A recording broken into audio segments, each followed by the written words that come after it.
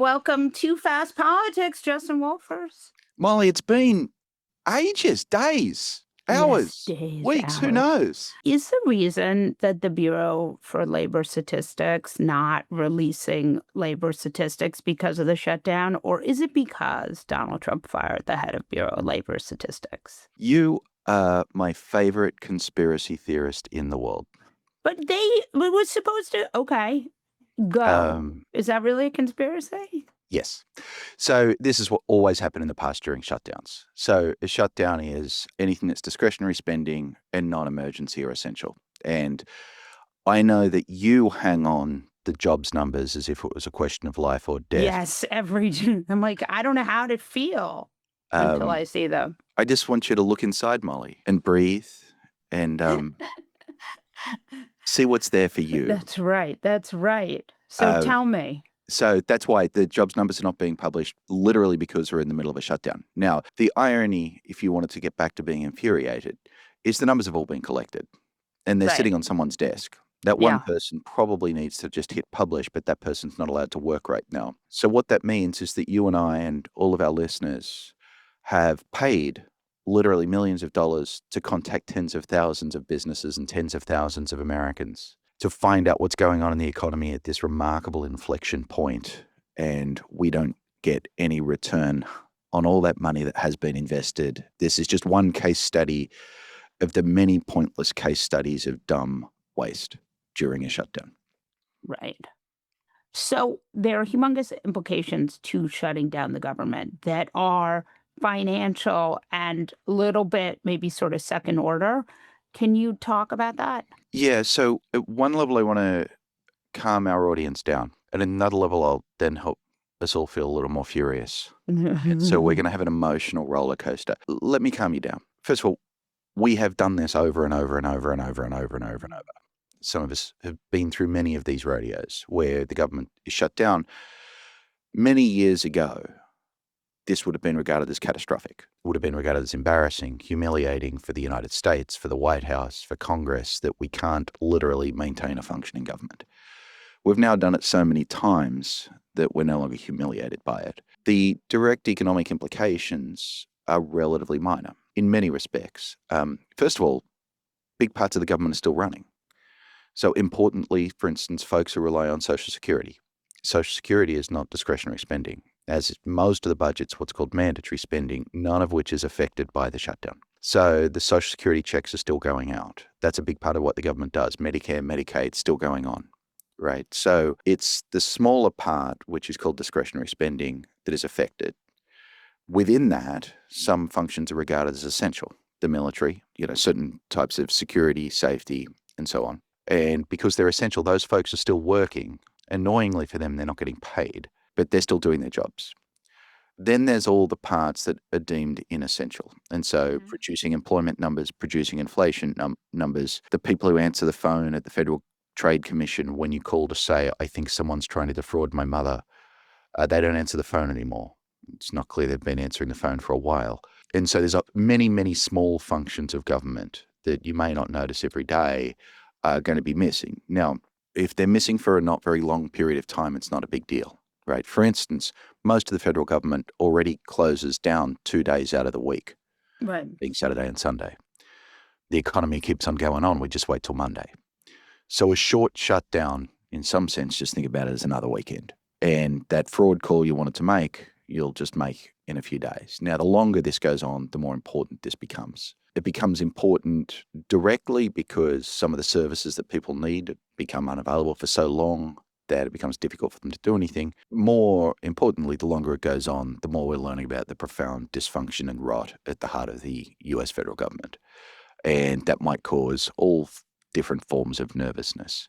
I'm going to pause so you can ask me a question, but I can even tell you which question to ask if you want. Yes, go. Molly, are you interested what the president's advisors have told him and are telling congressional Republicans the economic cost of this will be? Yes. Do you want to ask me a question about it? No, just tell me. No, just look interested.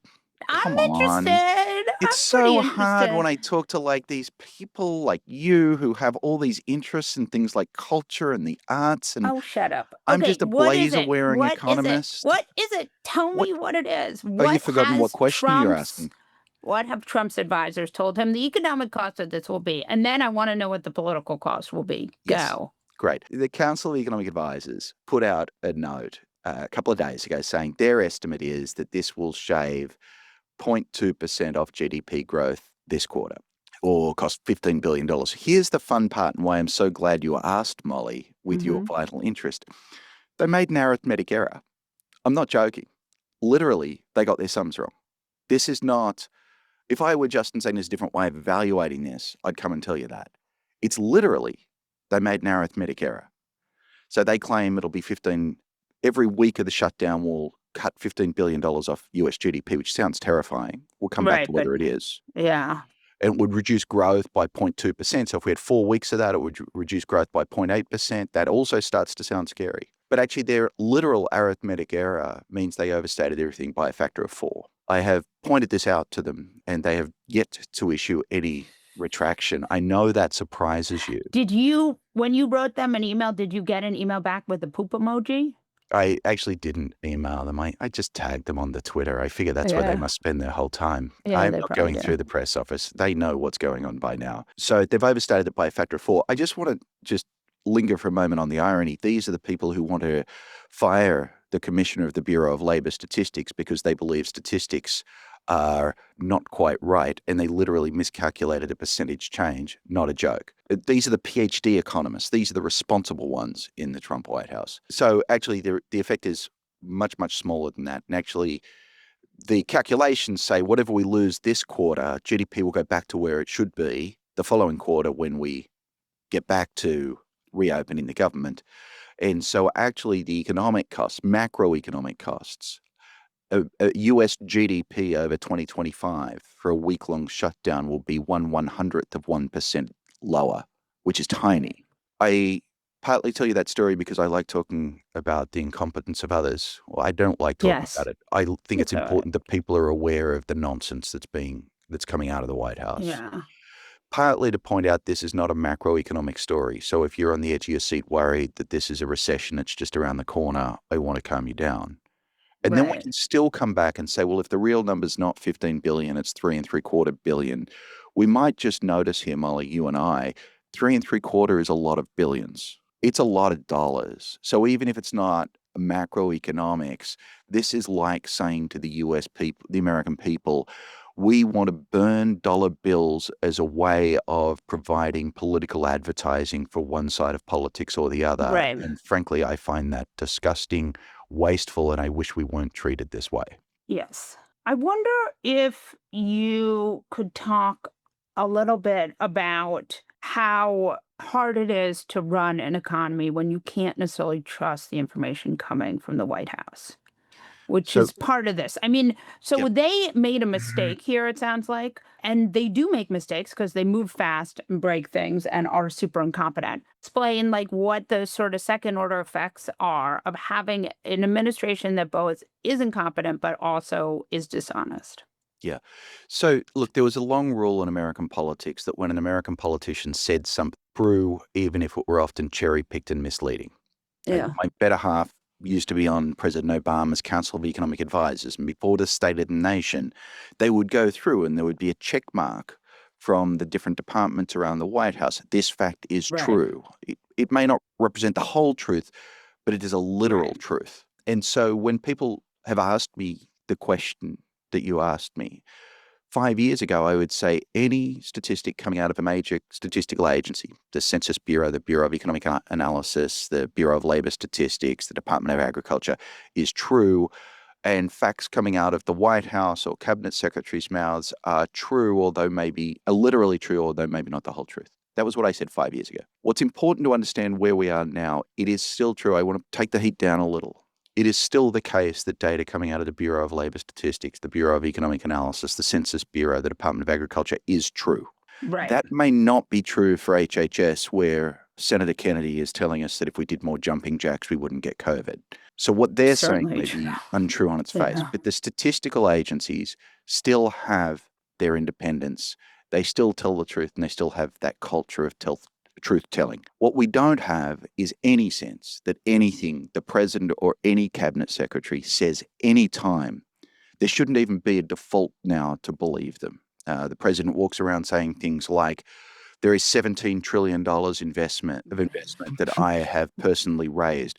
This is Right. literally a number made up out of whole cloth. Like Yeah. genuinely just and then some days he wakes up in a bad mood and to make himself feel better, he adds an extra trillion to it. This is not a question of political this or political that. This is bullshit, nonsense, horseshit, untrue. Treasury Secretary Percent, I think, would prefer to tell the truth, but has to tell untruths to remain inside the circle. Right. And as a result, he now tells enormous and extraordinary untruths. The example I talked about a moment ago, where a nerdy economist, me, points out to the Council of Economic Advisors they literally got their sums wrong, and they're not going to respond to that because there's a culture of masculinity and macho and never admitting you're wrong and weakness and blah, blah, blah, then means even the folks who are meant to be truth-oriented within the White House have given up on the truth. That is really worrying. You asked for how it's worrying for the outside world. Let me just pause on something even simpler. If you spend enough time lying to the person next to you and they spend time lying to you back, you start to believe what you speak. And so if you believe that the American economy is close to perfect and they're on the cusp of an investment boom, you're going to make policy choices that are absolutely bananas. Yeah. And that's what we're hearing and seeing. Like bailing out Argentina. Argentina. Oh, I'm you not going to glad be about the mean. Argentina bailout? No, I don't really have a view, and I think too many of us are Really? reflexively. You might have a Isn't sophisticated view, but I think many people who are anti-Argentina bailout are reflexively thinking about it. I've not actually been able to find enough serious insight into what's going on to have a strong view. I'm just slow here, I'm man. no, yeah, clearly. I want you to talk about the soybeans. So we have Scott Besson, saying on television that he talked to China, and China said, you know the clip I'm going to ask you about, I right? do. And, like, S- I love the fact he took to "Hello, China speaking." I Like, talked who to the fuck did he China. talk I didn't mean to swear. Yeah, I talked to China, and they said they used to buy soybeans until Joe Biden, and now they don't buy soybeans anymore, and that is why our farmers are hurting. Okay, we're 9 months into Donald Trump's presidency. We know for a fact that this is a product of Trump's first presidency. So explain to me how Joe Biden got involved in this. So when I said they lie, they lie. I mean, they lie Yeah, relentlessly. The idea yeah, that this has anything to do with Biden is absurd. So let me make a yeah, couple of analytic points. First of all, who didn't see this coming? Trump yeah, tried tariffs in the first term. China right. boycotted soybeans. Soybean farmers freaked out, And and needed then a the rest of bailout. us bailed them out. And Yeah. that's a bailout where they send a check to keep. Money is coming out of your wallet to a soybean farmer. Let me make it deeper and more. Socialize the Yeah, losses, socialize. privatize the gains. Yeah. Exactly. Let me make I think a more important analytic point. Soybean farmers are hurting. Soybeans are fine. I don't have particular emotional attachment to soybean farmers. Maybe I'm not a real American. They Yes. are hurting, but they're also intensely organized. Right. So Which they is go to why they're getting Washington cash. and they get cash. They Yeah. get cash that comes from yours and my taxes. Because they have lobbyists. Right. You and I and every member of our audience is paying tariffs and a lot of money and in an incredibly regressive way. So as much as soybean farmers are hurting, remember farmers very rarely are like our depression era image of them. They're often very large commercial enterprises. We do know that working class families are finding it much, much harder to get by, and the cost of living, particularly they're the folks who buy their furniture from China, for instance, who have seen a lot of their cost of living rising and have got even more coming up. They're hurting no less and possibly more than the soybean farmers. Not only are they getting no help, they're paying taxes to pay the soybean farmers. Yeah. What this gives you, it's another side effect of tariffs. Tariffs redistribute according to political power. Working and middle class Americans lack the political power of soybean farmers. And $12, $15 billion going out the door from the rest of us to soybean farmers. The rest of us should be getting checks as well. Mal, I have a solution to many of our nation's problems. What? I can get rid of stagflation. I can get rid of the ways in which working class Americans. Wait, are we in stagflation? I mean, I am. I see the unemployment rate rising. I see inflation high and rising. And I see that the tariffs are going to make that worse. Now, if you want to be polite, you could call it stagflation light. This isn't quite as bad as it was. Transitory stagflation. Okay, we're going to do economic theory. Okay, you have Sorry. 90 seconds. Go. I'm going to use the first 20 just telling you how much I love you, Molly. I don't need 90. I go. Tariffs are what is called a supply shock. Costs go up, therefore the farmers raise their prices and other businesses raise their prices. During that period, you've got inflation because prices are rising. Right. And it takes a while for us to rejigger everything. And so some people lose their jobs, so unemployment rises. Once we're stuck at this new equilibrium, the claim is, and the hope is, and experience is, and models suggest that it shouldn't keep going. Inflation's ongoing price rises. This would be a rise in prices. Those higher prices should not, in economic theory, continue forever. So the hope is supply shocks cause transitory inflation. Justin Wolfers, thank you, thank you, thank you, thank you. A great pleasure, Molly.